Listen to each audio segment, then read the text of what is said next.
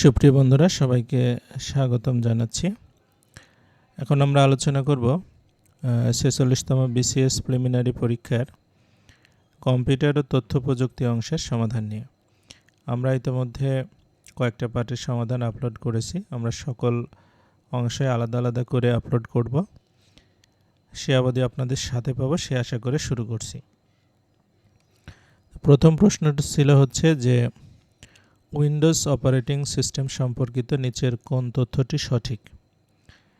আচ্ছা, Windows operating system হচ্ছে মাইক্রোসফটের একটা অপারেটিং সিস্টেম, যেটা মাল্টিটাস্কিং অপারেটিং সিস্টেম হিসাবে পরিচিত। এটাকে ওপেন সোর্স অপারেটিং সিস্টেম বলা যাবে না, কারণ ওপেন সোর্স না, এটাকে মালিকানাধীন আছে আর কি, ওনারশিপ আছে। তো সুতরাং এটার উত্তর হবে হচ্ছে এটি মাল্টিটাস্কিং অপারেটিং সিস্টেম।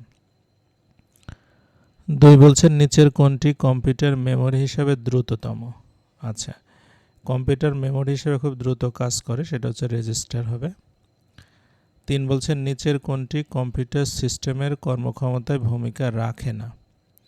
আচ্ছা, এখানে 4টা অপশন ছিল, একটা র্যাম, রম, ক্যাশ মেমোরি আর রেজিস্টার। 4টা মেমোরি কম্পিউটারের কর্মক্ষমতার গুরুত্বপূর্ণ ভূমিকা রাখে। আপনি যদি র্যামের সাইজ বৃদ্ধি করেন, কম্পিউটারের কাজের গতি বাড়বে, ক্যাশ মেমোরি প্রসেসিংয়ের ক্ষমতাটা বাড়বে, রম যদি বৃদ্ধি হয় তারপরেও কর্মক্ষমতা বৃদ্ধি পাবে, এবং রেজিস্টারের সাইজের উপরেও কম্পিউটারের পারফরমেন্স নির্ভর করে।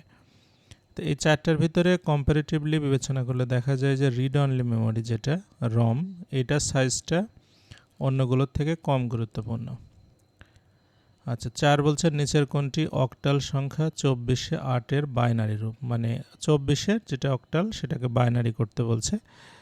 তো এখানে আমরা হচ্ছে 2-এর বাইনারি লিখব 010, তার 4-এর বাইনারি লিখব 100। তাহলে এগুলো এক জায়গায় করলে আমাদের হবে হচ্ছে 010100, অর্থাৎ খ নম্বর হচ্ছে উত্তর।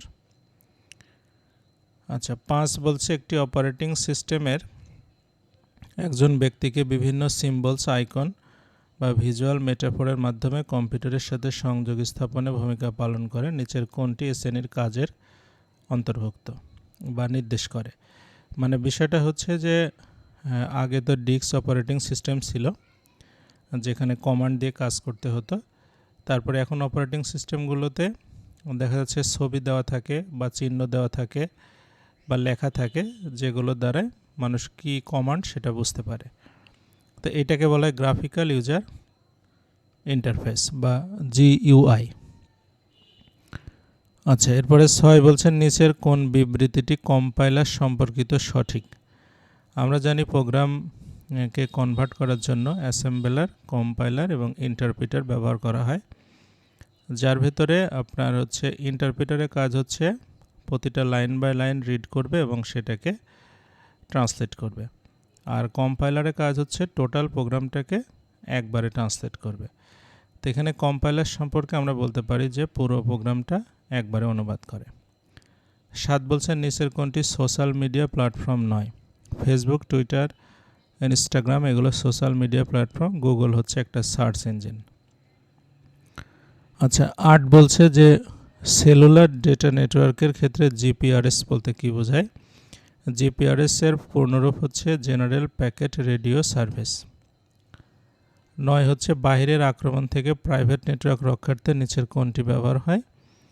এখানে যে 4টা অপশন দেওয়া আছে সেটা হচ্ছে অ্যান্টিভাইরাসটা মূলত যদি কোনো ভাইরাস কম্পিউটারে অ্যাটাক করে সেটার জন্য ব্যবহার হয়, আর এনক্রিপশন হচ্ছে কোনো ডেটা যদি দূরবর্তী স্থানে পাঠাতে হয় যাতে হ্যাকিং না হয় সেজন্য এনক্রিপশন করা হয়, আর ফায়ারওয়ালটা হচ্ছে যে কোনো নেটওয়ার্কে যাতে কেউ প্রবেশ করতে না পারে এই জন্য ফায়ারওয়াল তৈরি করা হয়।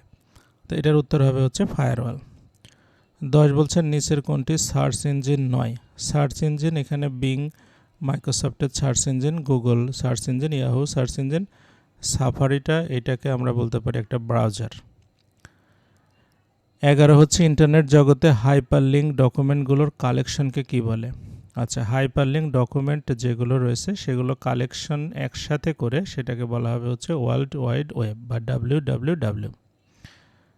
আচ্ছা 12 বলছে কি গ্রাহকের চাহিদা অনুযায়ী ইউটিলিটি ভিত্তিক কম্পিউটিং পরিষেবা প্রদানের জন্য কোন প্রযুক্তিটি ডিস্ট্রিবিউটেড কম্পিউটিংয়ের একটি দৃষ্টান্ত। আচ্ছা মানে প্রশ্নটা মূলত ক্লাউড কম্পিউটিংকে নিয়ে, যেখানে আপনি আপনার চাহিদা অনুসারে দেখা যাচ্ছে যে হার্ডওয়্যার, সফটওয়্যার এবং সার্ভিস বা প্ল্যাটফর্ম সার্ভিস এগুলো সবই পাবেন। তো এইটাই হচ্ছে ডিস্ট্রিবিউটেড কম্পিউটিং। দেখা যাচ্ছে একটা জিনিস আপনার না কিনেও সেটা ওখান থেকে নিতে পারবেন, এটা হচ্ছে ক্লাউড কম্পিউটিং। এটা সহজ ভাষায় বলতে গেলে দেখা যাচ্ছে আপনি হার্ড ডিস্কে গুগলের হার্ড ডিস্ক কিনতে পারেন, হ্যাঁ, কিনে সেখানে সব তথ্য রেখে দিতে পারেন, শুধু পাসওয়ার্ডটা মনে রাখলে হবে। এটা একটা ক্লাউড কম্পিউটিং। আচ্ছা 13 বলছেন নিচের কোন নেটওয়ার্কটি সবচেয়ে বেশি জায়গা জুড়ে থাকে। এটা হচ্ছে ওয়াইড এরিয়া নেটওয়ার্ক বা ওয়ান। ওয়াইড এরিয়া নেটওয়ার্ক বলতে আমরা ইন্টারনেটকে বুঝি মূলত। 14 বলছেন নিচের কোন প্রযুক্তিটি ফেস রিকগনিশন সিস্টেম ব্যবহার করা হয়। আচ্ছা এখানে আমাদের অ্যাপ্লাইড যে আর্টিফিশিয়াল ইন্টেলিজেন্স বা এআই আছে সেটাতে হচ্ছে ফেস রিকগনিশন প্রযুক্তি ব্যবহার করা হয়। অ্যাপ্লাইড আইওটি যেটা আছে ইন্টারনেট অফ থিংস, এইটা মূলত আপনার এসি, ফ্রিজ অথবা যেগুলো দেখা যাচ্ছে যে এটিএম বুথ এগুলোতে ব্যবহার করা হয়, মানে যেখানে যন্ত্রকে সামান্য কিছু ইন্টেলিজেন্স দেওয়া হয়, ইন্টারনেট অফ থিংস, অর্থাৎ তারা যাতে নিজেদের মতো করে কাজ করতে পারে। আচ্ছা আর 15 বলছে নেটওয়ার্ক ট্রান্সমিশন রেট ব্যবহৃত এমবিপিএস এর পূর্ণরূপ কি। এমবিপিএস এর অর্থ হচ্ছে মেগা বিটস পার সেকেন্ড, অর্থাৎ 1 সেকেন্ডে কী পরিমাণ ডেটা ট্রান্সফার হবে তার রেটকেই এমবিপিএস বলা হয়। তো এখানে মোট প্রশ্ন ছিল 15টা, যার ভিতরে আনকমন প্রশ্ন ছিল 4টা, কমন প্রশ্ন ছিল 11টা।